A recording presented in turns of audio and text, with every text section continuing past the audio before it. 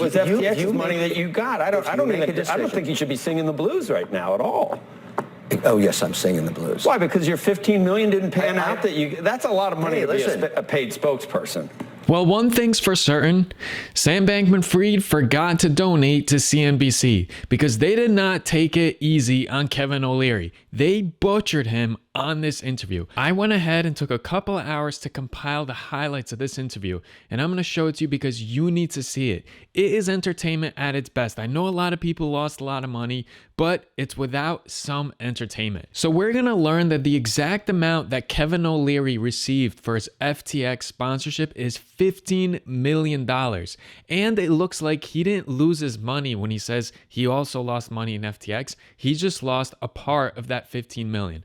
But watch the interview and judge for yourself. An interview where they take a shark and they basically turn him into a shellfish who has trouble hiding in his shell. And I got to give credit to the CNBC interviewers because they did a really, really good job here poking holes in Kevin's story and making him answer the tough questions. Because it seems like what FTX did, Sam Bankman-Fried's strategy, was to line the pockets of a lot of people, so much so that due diligence was not even necessary. Rather than apologize and say sorry, he's going and trying to still save face, and he's still continuing to say nice things about Sam Bankman-Fried and say in this country everyone's innocent until proven guilty. I think it's ridiculous, and that's why I'm putting in some time so that you can see what Kevin O'Leary is all about. So here we go.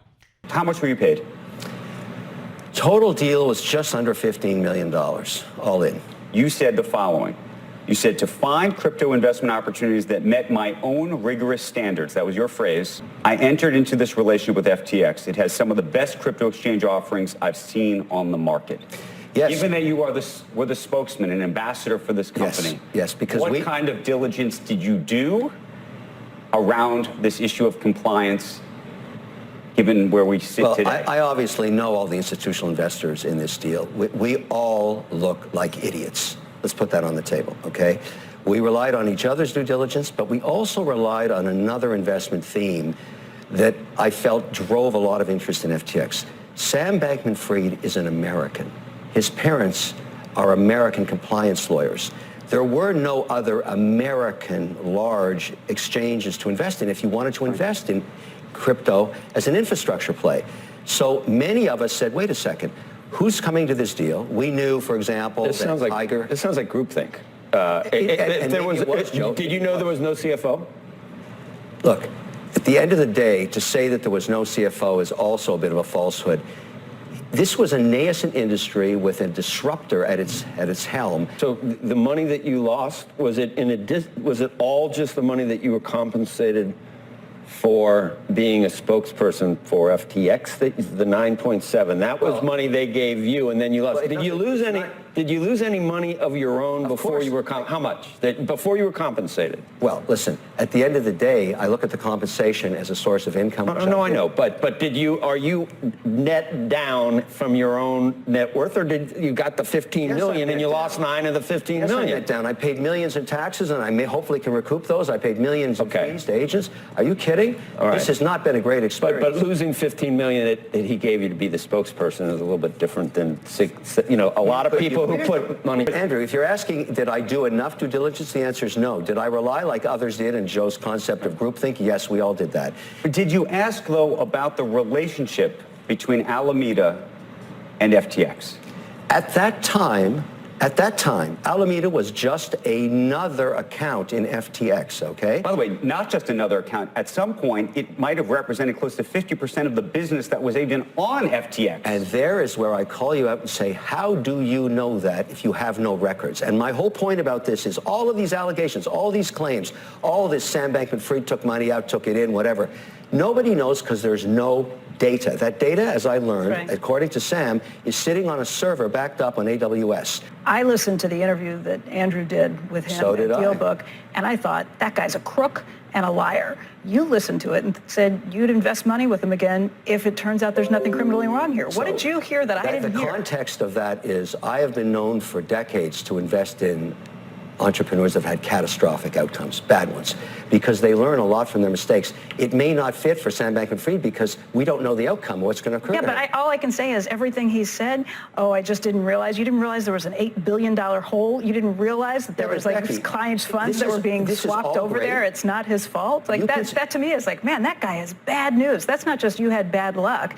He was lying and manipulating. You don't know because you have no data. All I'm saying is let's do the forensic audit. Let's do the forensic audit. Let's find out what happened. I owe everybody that follows me, as you said, Andrew, I owe them that information. I feel compelled to go get it. I am going to go get it. I'm lucky. I have resources to do it. When you have people come on this set and scream that Sam Bankman-Fried should be in jail right now, I bet that they have a ton of money of other people's money in this deal.